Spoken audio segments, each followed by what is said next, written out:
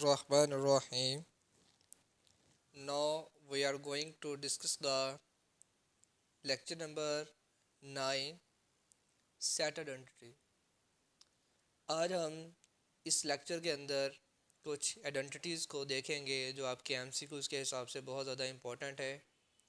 तो आपने इसको अच्छे से समझना है ताकि आपको जो है वो चीज़ को जो है ना ज़्यादा रट्टा ना लगाना पड़े और आइडेंटिटीज़ आपको याद हो जाए। प्रॉपर्टीज़ भी हैं ये सेट की, उसी से हम सेट के जो आगे आइडेंटिटीज़ हैं उनको लेके जा रहे हैं। तो लेट हम यहाँ पर ए बी सी जो है आइडेंटिटीज़ के अंदर यूज़ करेंगे, वो हमारे पास किसी यूनिवर्सल सेट यू के सब सेट हुआ करेंगे यहाँ पे। ठीक है, जितने भी आइडेंटिटीज़ को हम देखेंगे उसमें ए बी सी जो है वो क्या है, वो सब सेट होंगे किसी यूनिवर्सल यू सेट के। यानी यू सेट अगर 1 से लेके 20 तक हो तो उसमें ए बी सी जो है कोई एलिमेंट होंगे जो 1 से 20 तक के ही बिलोंग करेंगे। ठीक है, तो सबसे पहले हम एडम्पोटेंट लॉ को देखते हैं। एडम्पोटेंट लॉ क्या होते हैं? एडम्पोटेंट लॉ में अगर हम देखें तो हमारे पास ऐसे लॉ होते हैं जी कि जिसके अंदर कोई चीज़ खुद से, यानी कि अगर ए सेट है तो वो ए के साथ ही यूनियन हो सकता है या उसका इंटरसेक्शन हो सकता है, लेकिन वो सेट बजाते खुद अपने आप से ही काम कर रहा होता है। इसे हम एडम्पोटेंट का नाम देते हैं। ए यूनियन ए लेंगे तो तब भी ए मिलेगा, और अगर हम ए इंटरसेक्शन ए करेंगे तो तब भी हमें ए ही सेट मिलता होता है। उसके बाद हम आते हैं सेकंड प्रॉपर्टी, कम्यूटेटिव प्रॉपर्टीज़ होती हैं। तो कम्यूटेटिव प्रॉपर्टी हमेशा 2 नंबरों के लिए होती है। एडम्पोटेंट 1 के लिए होती है, कम्यूटेटिव 2 नंबरों के लिए होती है, यानी कि उसमें 2 सेट आ जाएंगे, ए एंड बी। वो ए एंड सी भी हो सकता है, बी एंड सी भी हो सकता है। ठीक है, लेकिन सिर्फ और सिर्फ 2 होंगे सेट। और ए इंटरसेक्शन बी तो बी से इंटरसेक्शन ए होगा, अगर ए यूनियन बी है तो बी यूनियन ए होगा। ये हमारे पास कम्यूटेटिव की पहचान है कि उसमें 2 सेट होते हैं, एडम्पोटेंट में 1 होता है और एसोसिएटिव में 3 सेट का होना ज़रूरी होता है। अब देख सकते हैं एसोसिएटिव में ए बी सी तीनों आ जाते हैं। पहले अगर हम ए और बी और सी को ले लेंगे तो दोनों का आंसर जो होगा उसका साथ अगर ए भी ले लेंगे तो जो आंसर बनेगा वो इक्वल टू होगा, अगर हम ए बी को अलहदा कर लें पहले और सी को बाद में करें तो उसके बराबर। ठीक है, तो ये हमारे पास एसोसिएटिव का जो है प्रॉपर्टीज़ होती हैं। इसके बाद हमारे पास डिस्ट्रीब्यूटिव प्रॉपर्टी आ जाती हैं कि जिसके अंदर हम जो है ऐसे करते हैं कि अगर हमारे पास लाइक का जिस अगर ये सेट है, ठीक है, तो पहले मैं ए यूनियन बी ले लूँगा, यानी पहले मैंने ए के साथ बी का क्या ले लेना है, यूनियन ले लेना है। फिर दरमियान में इंटरसेक्शन की अलामत है तो वो इंटरसेक्शन आ जाएगा। फिर मैंने ए और सी के साथ क्या ले लेना है, अगेन यूनियन ले लेना है। तो जो भी सेट के साथ होता है उसे हम दोनों के साथ लेते हैं। अगर वो यूनियन है तो दोनों के साथ यूनियन होगा, अगर वो इंटरसेक्शन है तो वो दोनों के साथ इंटरसेक्शन होगा। यह चीज़ बताएगी कि दरमियान में क्या आना है। ठीक है, आइडेंटिटी लॉ क्या होता है? आइडेंटिटी लॉ हमारे पास जिस तरह ज़रब के लिहाज से 1 होता है और एडिशन के लिहाज से 0 होता है, तो सेट पे अगर हम देखें तो आइडेंटिटी हमारे पास खाली सेट होता है। खाली सेट का किसी के साथ यूनियन जो है वो हमेशा उसी सेट को लेके आता है जो हमारे पास सेट होता है। या यू का किसी भी साथ जो है लें अगर यूनियन सेट के साथ, तो यू जो बड़ा सेट होता है तो उस पर आंसर यू ही आता है। और अगर इंटरसेक्शन लें हमेशा खाली सेट का किसी के साथ तो वो खाली सेट ही आता है। ये आइडेंटिटीज़ हैं हमारे पास। ठीक है, कंप्लीमेंट लॉ में अगर देखें तो कंप्लीमेंट लॉ जो है, अगर हम किसी भी सेट का कंप्लीमेंट लेते हैं तो उसका मतलब है हमने यू से निकाल लिया सेट, उस सेट में से यू में से जो सेट को सारा निकाल लिया है। अगर आप उसका किसी सेट के साथ यूनियन कर देंगे दोबारा से तो आप दोबारा यू को हासिल कर पाएंगे।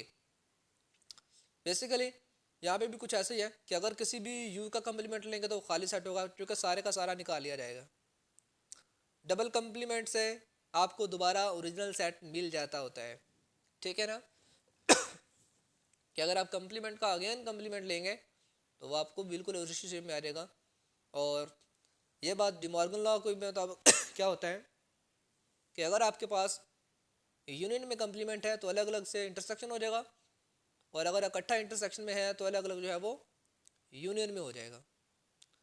ठीक है, अल्टरनेटिव रिप्रेजेंटेशन भी इसी तरह से होती है डिफरेंस की, कि अगर a माइनस बी की बात करें तो a माइनस बी का डिफरेंस होता है, यानी कि जो सेट बाद में होता है उसका कम्प्लीमेंट कह दें, उसके साथ इंटरसेक्शन होता है, ठीक है। तो सबसेट जो है जितने भी होते हैं वो सारे के सारे जो है सेट से तभी बिलोंग करते हैं अगर हमारे पास वो दोनों के दोनों सेट यानी ए बी सेट और बी बी सेट दोनों जो हैं वो सबसेट हो सी का। यानी ए यूनियन बी अगर मैं कहूँ सबसेट है सी का, तो पक्की बात है कि आपका ए जो है वो भी सबसेट सी का है और जो सी है वो भी आपके पास सबसेट किसका है, आपके सी का है, ठीक है। अब्जॉर्प्शन लॉ भी हमें यही बताता है कि अगर हमारे पास ए यूनियन बी का जो आंसर लूँ, फिर जो भी इसका आंसर हो उसको अगर मैं ए से ले लूँ तो हमेशा उसका आंसर जो है वो इंटरसेक्शन ले लूँ ए से तो वो हमें यही आंसर मिलता होता है। तो आप इन पे कोई भी सेट ले लें ए के बी के, आप उनको ले के प्रूफ कर सकते हैं। तो नेक्स्ट आपके पास आ जाता है सोल्यूशन एग्जांपल आ जाती है जी कि ए यूनियन ए सबसेट जो है ए यूनियन बी का। तो कन्फर्म है कि जब ए यूनियन बी लेंगे तो उसमें ए के सेट भी होंगे बी के सेट भी होंगे, तो आपका जो ए सेट है अब उस सेट का सबसेट कहलाएगा। तो प्रूव करने के लिए हमने क्या करना है, you should remember the definition of subset. कि डेफिनेशन में क्या होता है कि हमारे पास एलिमेंट जो है मेंबर के वो फर्स्ट सेट से ही सारे के सारे सबसेट होते हैं। फर्स्ट सेट जो होता है उसके सबसेट होता है हमारे पास। लेट अगर मैं एक्स कहूँ कि एक एलिमेंट था ए के अंदर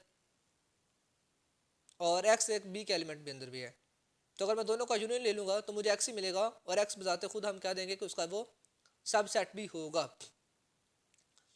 इसी तरह से अगर हम ए माइनस बी की बात करें कि वो सबसेट ए का होगा, तो कन्फर्म बात है कि ए माइनस बी का मतलब है कि बी के एलिमेंट जो है ए से निकाल दिए जाएंगे, जो बाकी बचेगा ए वो भी ए का हिस्सा ही होगा, इसलिए ए माइनस बी जो है वो ए का सबसेट होता है। इस पर भी हम क्या करते हैं कि let X B element of A minus B, कि हमें बताया कि वो क्या एलिमेंट होगा जो भी आंसर होगा। और अगर एक्स जो है वो सबसेट ए से बिलोंग कर रहा है और एक्स बी से बिलोंग नहीं कर रहा, तो जब एक्स बचेगा तो वो एक्स बजाते खुद का सबसेट होता है। इस प्रॉपर्टी को होल्ड करते हुए हम यहाँ पे ये प्रॉपर्टीज़ को सेटिस्फाई करवा सकते हैं। यहाँ पे मैं अनदर प्रॉपर्टीज़ की बात करूँ अगर यहाँ पे कि ए सबसेट है बी का इफ़ एंड ओनली तभी होगा कि अगर बी का कम्प्लीमेंट भी ए के कम्प्लीमेंट का सबसेट हो तो। जी तो हम यहाँ पे देख सकते हैं कि सपोज कर लिया हमने कि ए जो है वो सबसेट है बी का, हमने सपोज कर लिया। अगर ऐसा है तो कन्फर्म बात है कि हमारे पास जो एक एक्स नंबर जो है ना वो बिलोंग करेगा बी के कम्प्लीमेंट से भी, ठीक है। उसकी वजह क्या है, क्योंकि अगर ए बी का सबसेट है तो हम प्रूव कर चुके हैं कि ए का कम्प्लीमेंट और बी का कम्प्लीमेंट ये सारे आपस में सबसेट होंगे, ठीक है। हमने ये चीज़ चूँकि प्रूव में लेके आनी है अब, तो जो कम्प्लीमेंट में होता है वो सिंपल सेट में नहीं होता, ये हम जानते हैं। कम्प्लीमेंट की डेफिनेशन होती है कि जो सेट कम्प्लीमेंट में हो किसी चीज़ के वो सिंपल सेट में मौजूद नहीं होता, और अगर जो सिंपल में है वो कम्प्लीमेंट में नहीं होगा, ठीक है। तो अगर हमने सेट एक्स को ले लिया है जिसे हम कह रहे हैं कि वो कम्प्लीमेंट में है, सिंपल में नहीं है, ठीक है।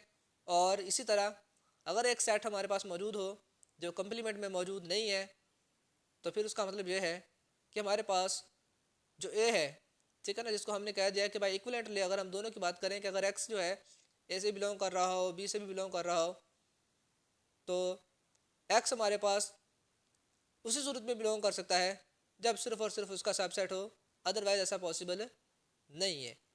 तो इसी वजह से हम कहते हैं कि जो कम्प्लीमेंट होते हैं ना, जिस तरह हम बजाते खुद कहते हैं कि जब हम कम्प्लीमेंट की बात करते हैं तो वो चेंज हो जाते हैं, जो सेट जो है जो पहले होते हैं वो नहीं होते।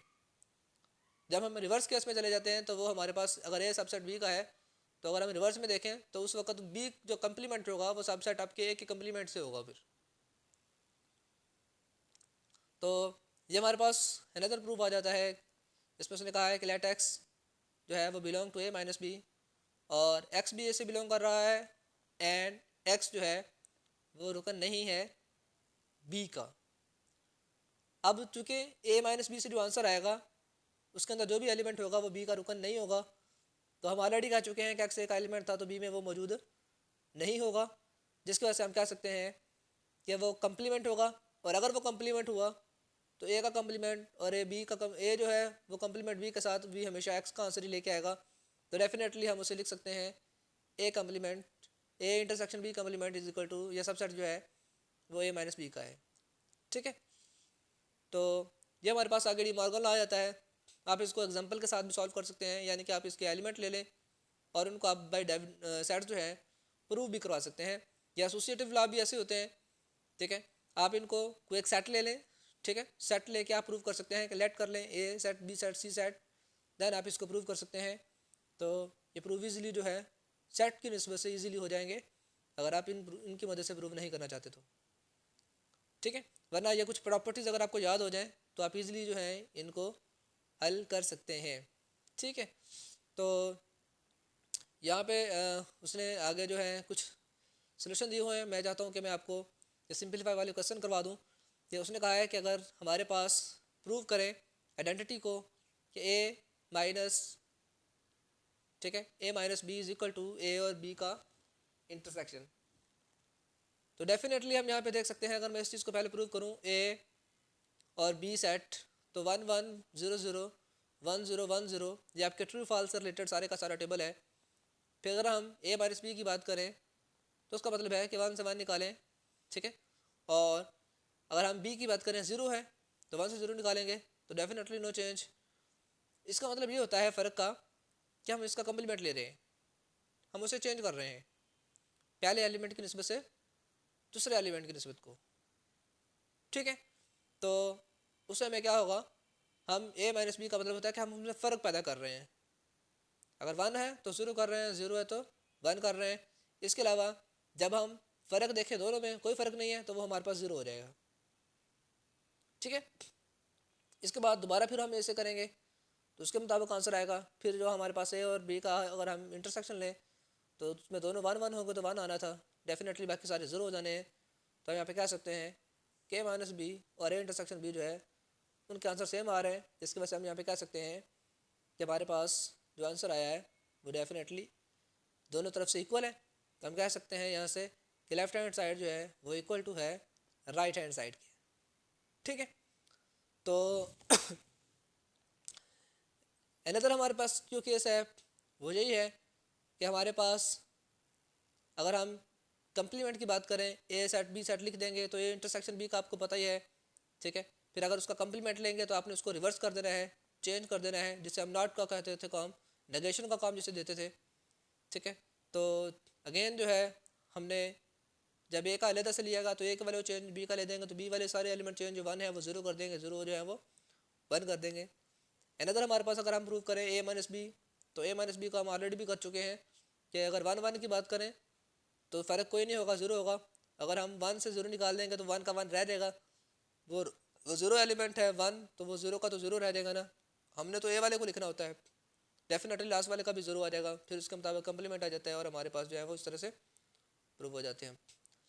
ये अगर आपने ये लेक्चर जो है देखने से पहले अगर इसमें कोई प्रॉब्लम आ रही है तो इससे बेहतर है कि पहले आप इससे पिछले वाले लेक्चर देख लें जिसमें इन चीज़ों के बारे में डिटेल से बता चुका हूँ, तभी आपको इसमें जो लास्ट में मैंने क्वेश्चन किए हैं वो आपको इजी से समझ आ जाएंगे अगर आप इनके बेसिक लेक्चर पीछे से देख लेंगे तो। All the best.